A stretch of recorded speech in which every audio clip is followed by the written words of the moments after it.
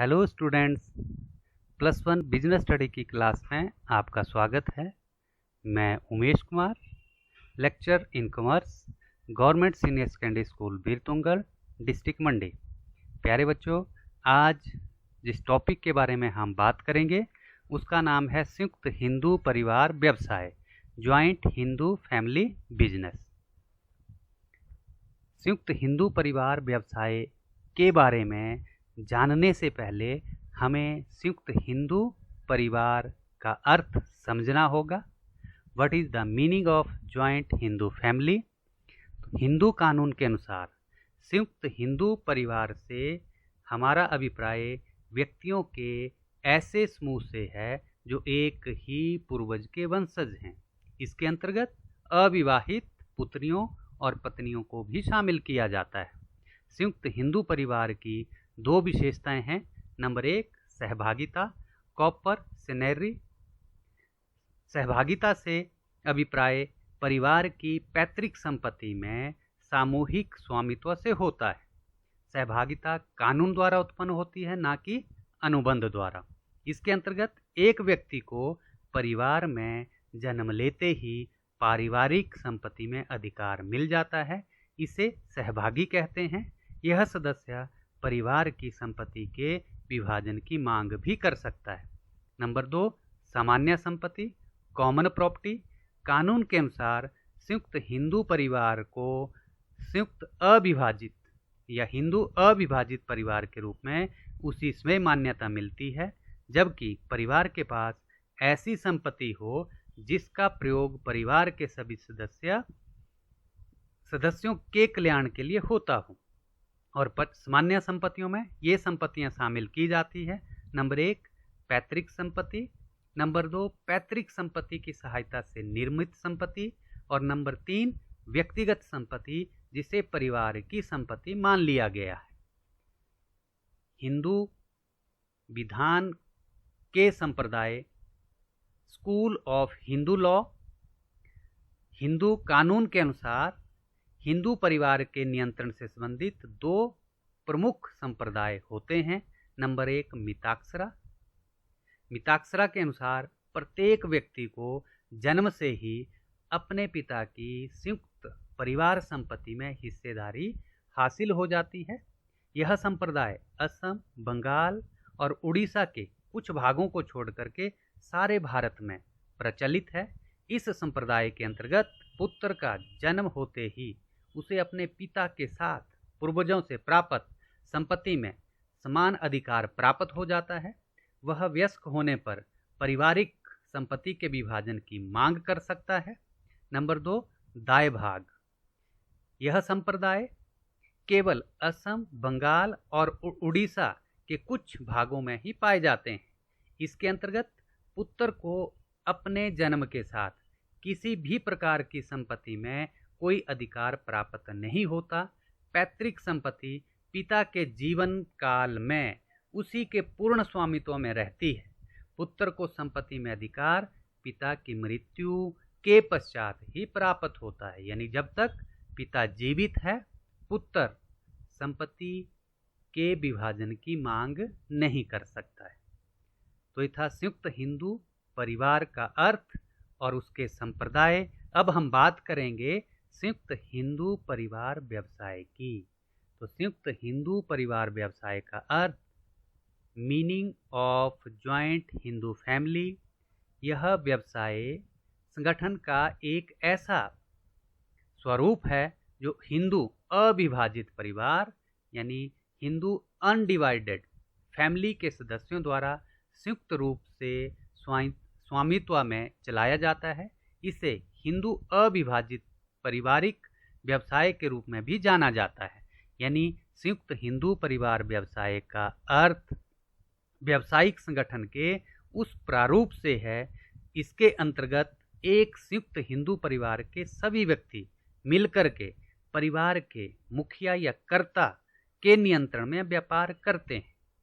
इस प्रारूप में व्यवसाय के नियंत्रण का अधिकार परिवार के मुखिया के हाथ में होता है और इस मुखिया को कर्ता भी कहते हैं। परिवार के अन्य सदस्य मुखिया के नियंत्रण एवं निर्देशन में कार्य करते हैं। परिवार का जो सबसे बड़ा यानी ज्येष्ठ व्यक्ति ही परिवार का मुखिया होता है। उसे ऋण लेने, अन्य पक्षकारों से सौदे करने एवं निर्णय लेने का पूरा अधिकार होता है। यह जो संगठन है केवल भारत में ही प्रचलित है या भारत में ही पाया जाता है, और इस संगठन का, व्यावसायिक संगठन का जो पूर्ण नियंत्रण है और संचालन है हिंदू अधिनियम के अधीन ही किया जाता है। संयुक्त हिंदू परिवार व्यवसाय के कुछ एक उदाहरण हमारे पास हैं, जैसे परिवार के सभी सदस्यों के द्वारा मिलकर के पापड़ बनाने का व्यवसाय करना, परिवार के सभी सदस्यों के द्वारा मिलकर अचार बनाने का काम करना, इसी तरह से कोई पैकिंग का काम करना। ये संयुक्त हिंदू परिवार व्यवसाय के कुछ उदाहरण हैं, और इनमें हल्दीराम एक नमकीन बनाने वाली या स्नैक्स बनाने वाली बहुत बड़ी एक ऐसी उदाहरण हमारे पास है जो संयुक्त हिंदू परिवार व्यवसाय के अंतर्गत किया जाता था, हल्दीराम स्नैक्स के नाम से। संयुक्त हिंदू परिवार व्यवसाय की जो विशेषताएं हैं, नंबर 1, हिंदू कानून के संचालन यानी operation according to Hindu law. संयुक्त हिंदू परिवार के व्यवसाय का संचालन हिंदू कानून के अनुसार किया जाता है। परिवार के प्रत्येक सदस्यों के अधिकार एवं कर्तव्य इसी कानून के अनुसार निर्धारित किए जाते हैं। नंबर 2, कर्ता द्वारा प्रबंध, मैनेजमेंट बाय कर्ता। संयुक्त हिंदू परिवार व्यवसाय का प्रबंध साधारणतः परिवार के वरिष्ठ सदस्य द्वारा किया जाता है, जिसे कर्ता, मुखिया या प्रबंधक के नाम से भी जाना जाता है। परिवार के अन्य सदस्यों को व्यवसाय में हस्तक्षेप करने का अधिकार नहीं होता है। प्रत्येक व्यापारिक समझौते के लिए कर्ता की जो स्वीकृति है वो लेनी आवश्यक है। नंबर 3, सीमित दायित्व, लिमिटेड लायबिलिटी। संयुक्त हिंदू परिवार व्यवसाय में सदस्यों का दायित्व उनके संपत्तियों में हिस्से तक ही सीमित रहता है। व्यावसायिक दायित्व के लिए सदस्यों की व्यक्तिगत संपत्तियां नहीं ली जाती। इस संबंध में यह बात भी महत्वपूर्ण है कि संयुक्त हिंदू परिवार व्यवसाय में कर्ता का दायित्व असीमित होता है। यहाँ बच्चों समझने वाली बात है कि जो सदस्य हैं उनका दायित्व सीमित है, जबकि कर्ता या मुखिया का जो दायित्व क्या होता है, असीमित। जैसा कि हमने एकल स्वामित्व व्यवसाय में पढ़ा था कि वहाँ पर जो स्वामी था उसका दायित्व क्या होता था, असीमित। असीमित का अर्थ है कि हानि होने की दशा में उसे अपनी जो निजी या घरेलू संपत्तियां हैं उन्हें भी बेचना पड़ता था।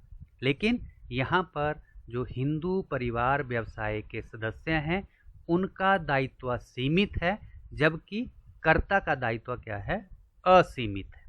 नंबर 4, स्थायी अस्तित्व, परमानेंट एग्जिस्टेंस। संयुक्त हिंदू परिवार व्यवसाय का अस्तित्व कंपनी की तरह स्थायी होता है। सदस्यों की मृत्यु, दिवालिये या पागलपन का कोई प्रभाव यहाँ नहीं पड़ता है। नंबर 5, केवल पुरुष सदस्य, ओनली मेल मेंबर्स। संयुक्त हिंदू परिवार व्यवसाय में पुरुष सदस्य ही सहभागी हो सकते हैं, महिलाएं नहीं।